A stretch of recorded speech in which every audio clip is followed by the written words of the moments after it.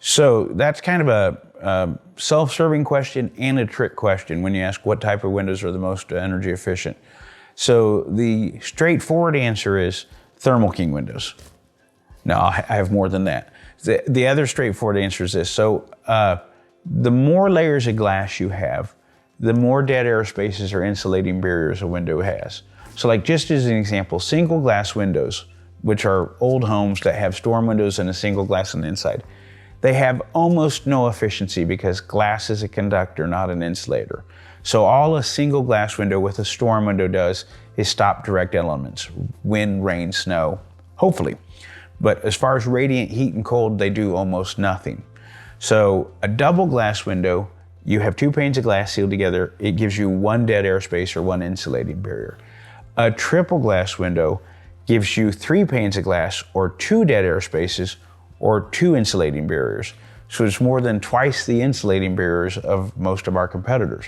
But then there's all kinds of technology in the glass in the window, low E tints, different gases and things like that combined to make the window even more efficient. So, and other companies have low E and have argon and stuff like that. But when you have multiple coats of low E and then multiple dead air spaces and then multiple charges of argon gas, that just dramatically increases the efficiency of the window.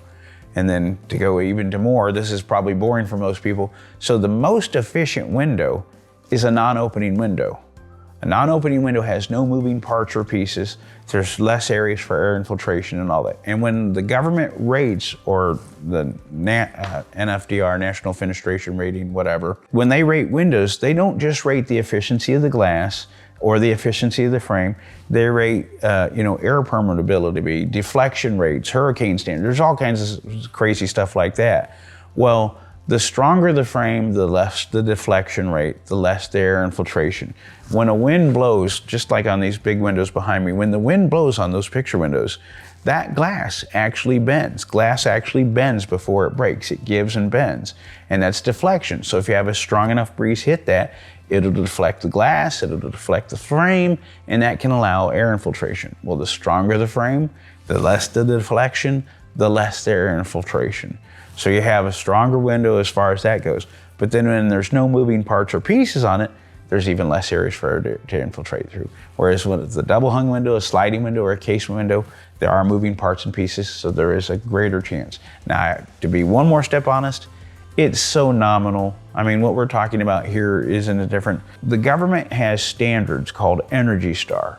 And if you look at your appliances, they're Energy Star rated. If you look at different, vehicles have to achieve different miles per gallons and stuff like that. Well, they raise that Energy Star requirement or it's actually a lowering of it, to 0.20. And there are no double glass windows that can achieve that right now. They haven't figured out a way to trick into it. It went from 0.30 to 0.20, and triple glass windows are under 0.20, or like, depending on the style of window, 0.14, 0.16, and again, it depends on the style of the window.